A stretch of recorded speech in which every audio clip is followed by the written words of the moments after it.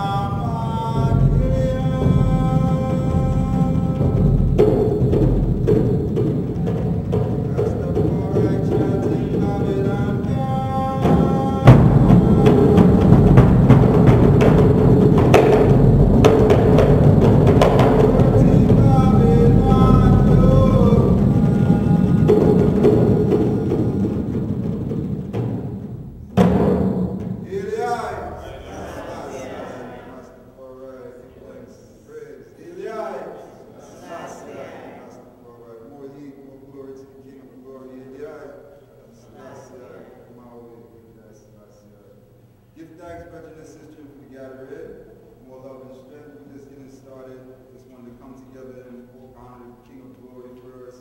Uplift thy iris, in one accord, with perfect love of His Majesty. Yeah.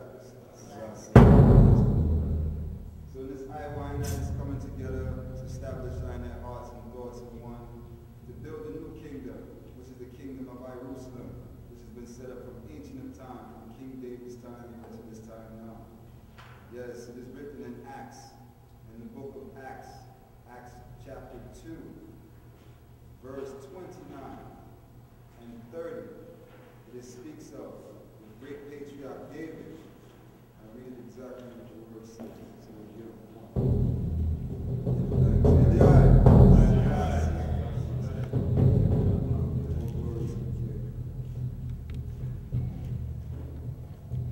Yes, so I'm going to read from Acts 2,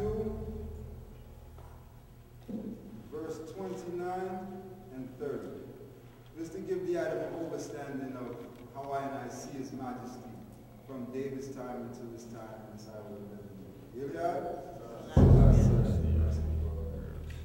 When I open up from the Psalms, I usually say glory to word, and glory to sound, and glory to the power of the Most High, and here we are. Selassie.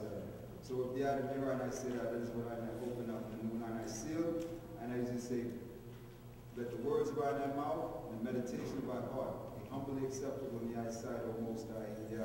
Selassie.